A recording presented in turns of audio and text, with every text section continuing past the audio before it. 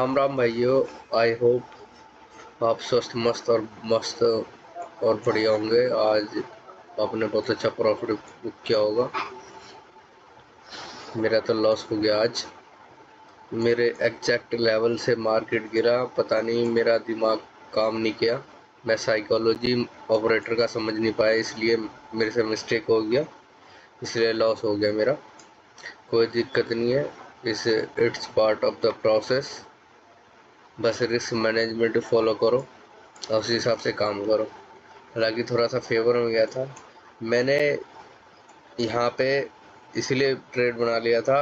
ये 55,000 का ये साइकोलॉजी लेवल था, इसने ब्रेक किया, फिर मार्केट ने अच्छा खासा बाइंग के साथ अपसाइड गया, तो यहाँ पे बाइंग करा लेकिन मुझे यहाँ पे बाइंग का सेटअप नहीं बना। मुझे बाइंग नहीं करना था क्योंकि मैं ऑपरेटर की साइकोलॉजी को समझ नहीं पाया। मैंने आपसे डिस्कस किया था ये वाला जो लेवल है, ये 55,350 का मैंने बताया था, ये बहुत ज़्यादा इम्पोर्टेंट लेवल है। मार्केट ओपन हुआ और उसी लेवल से एग्जैक्ट रेजिस्टेंस लिया और मार्केट फॉल होना शुरू हो गया। पहले मार्केट अप साइड गया और ये रेजिस्टेंस लिया और फिर डाउन साइड आने लग गया। यहाँ पे साइकोलॉजी लेवल था 55,200 का। मार्केट ने इसको ब्रेक कर दिया और इसके नीचे क्लोजिंग दे दी, तो मुझे यहाँ पे मे बी एंट्री ले लेना चाहिए था। यहाँ पे एंट्री ले लेना चाहिए, डाउन का ट्रेड लेना था मुझे, लेकिन मैंने अप साइड का ट्रेड लिया क्योंकि मेरी साइकोलॉजी ख़राब हो गई थी। मैं ऑपरेटर की साइकोलॉजी को समझ नहीं पाया था इसीलिए। लेकिन मार्केट में मैं प्लानिंग तो सही था मेरा, लेकिन एग्जीक्यूशन सही नहीं था और व्यू सही नहीं था मेरा। ये हो जाता कभी कभार। हमें यहाँ पे सेलिंग करना था, इस लेवल पे सेलिंग करना था। जब मार्केट ने इतना अच्छा खासा फॉल किया, ये 55,000 के लेवल को डाउन साइड गया, तो फिर अप साइड की मैंने ट्रेड बनाया।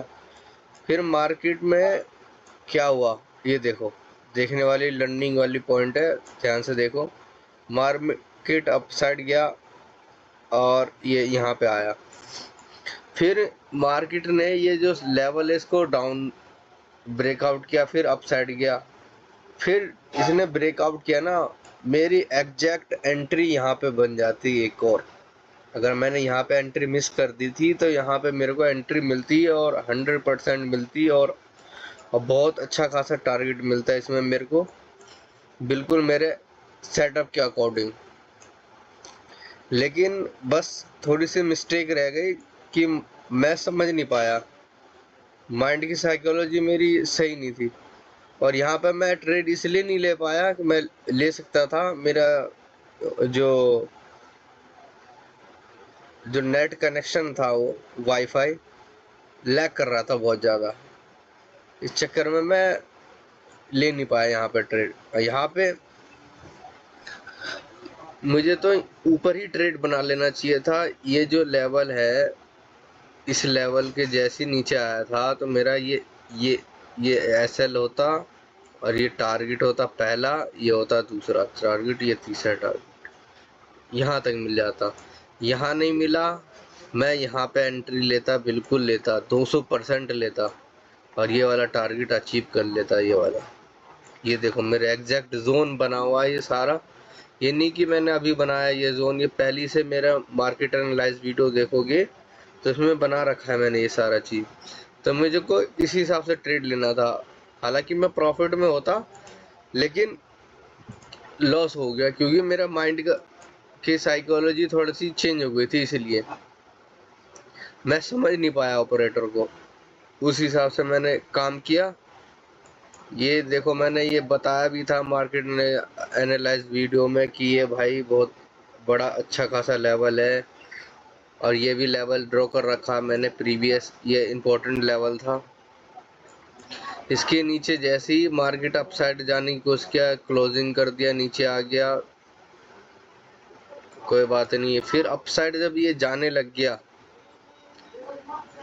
तो मुझे ट्रेड नहीं लेना था। यहाँ पे जब इसका ब्रेक डाउन हो रहा था ना, तब ट्रेड लेना था। ये डाउन गया, फिर अप गया, फिर डाउन गया, तो ट्रेड लेना था मुझे और अच्छा प्रॉफिट बुक करता। लेकिन कोई बात नहीं, पार्ट ऑफ द प्रोसेस है, काम करते रहेंगे।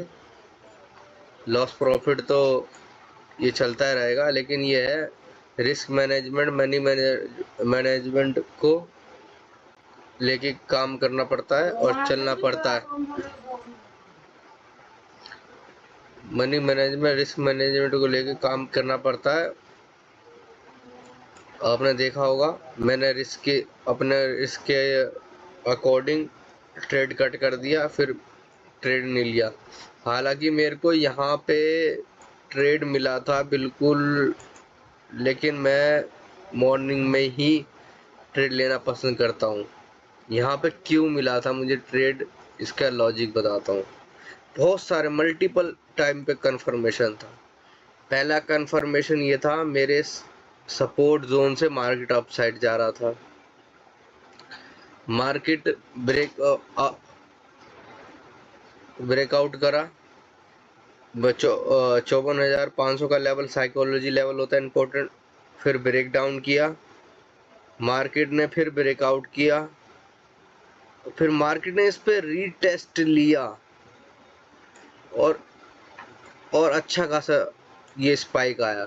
तो मेरा जो एंट्री लेवल होता है, ये इस लेवल पे होता है मेरा एंट्री लेवल, और ये जो मेरा एसएल होता है, ये इस लेवल के नीचे होता है, ये इस लेवल के नीचे। और मेरा टारगेट ये लेवल होता है, ये 800 का लेवल होता, ये वाला लेवल, क्योंकि यहाँ से सेलिंग आई थी शुरू, मार्केट ने कोशिश किया था लेकिन जा नहीं पाया था। तो एग्जैक्ट मैं इसी लेवल पे ये टारगेट ले सकता था, अचीव कर सकता था। लेकिन मैंने आपको पहले ही डिस्कस किया है कि मैं एक ही ट्रेड लेता हूँ ज़्यादा से ज़्यादा, और मार्केट में मोमेंटम मिल जाता है तो ठीक है, नहीं तो नहीं लेता। और मॉर्निंग में ही ट्रेड करता हूँ मैं, मैं मॉर्निंग में ट्रेड करना ही पसंद करता हूँ। मैंने आपको एक्सप्लेन कर दिया कि क्या क्या मैंने गलती करी और क्या नहीं करना चाहिए था, मैंने सब आपको एक्सप्लेन कर दिया। कल के दिन हम मार्केट में अगर फ्लैट हुआ तो हमारा कोई व्यू नहीं है। गैप अप होगा इस लेवल, ये जो लेवल है मैंने यहाँ पे ड्रॉ कर रखा है, बहुत इंपॉर्टेंट लेवल है। अगर इसके ऊपर हमें मिला, सस्टेन करते हुए दिखा, तो हम बाइंग का सेटअप को डिफाइन करेंगे, क्योंकि यहाँ पे जो सेलिंग करके आएगा उनको हम टारगेट करने की कोशिश करेंगे। और गैप डाउन हुआ तो मे भी हम सेलिंग करेंगे, क्योंकि ये जो लेवल जो यहाँ पे जो बाइंग करके आए हैं, इनको हम टारगेट करने की कोशिश करेंगे। क्योंकि ये जो लेवल से इतनी बड़ी सेलिंग आई है, अच्छे खासे प्रॉफिट में है, तो एकदम से टारगेट करना मुश्किल है। लेकिन गैप अप होता है तो उसके केस में हम कर सकते हैं टारगेट, अगर इसके ऊपर हुआ, इसके ऊपर होल्ड किया तो। नहीं तो इसके नीचे अगर ब्रेकआउट करके इसके नीचे आता है तो हम में भी सेलिंग करेंगे, और गैप डाउन के केस में भी सेलिंग करेंगे। इस तरीके से हमारा व्यू रहेगा बैंक निफ्टी में। आई होप आप समझ गए होंगे और आपने अच्छा प्रॉफिट किया होगा आज, क्योंकि मैंने आपको लेवल सारे ड्रॉ करके दे दिए थे और साइकोलॉजी लेवल भी बता दिए थे, क्या क्या पॉइंट है इंपॉर्टेंट लेवल। लेकिन मैं फॉलो नहीं कर पाया, कोई बात नहीं, हो जाता है, इंसान ही हूँ मैं, गलती मैं भी कर सकता हूँ। मैं ये तो हूँ नहीं भगवान कि मैं हमेशा कभी भी हमेशा ही प्रॉफिट कर लूँ, गलती मेरे से भी होती है। It's part of the process. बस ये है, अपने रूल और रेगुलेशन पे कायम रहो और काम करो, और कम से कम ट्रेड करो और उसी हिसाब से काम करो। थैंक यू, मिलते हैं नेक्स्ट ट्रेडिंग डेज में। आई होप आपको ये वीडियो पसंद आई होगी। Thank you.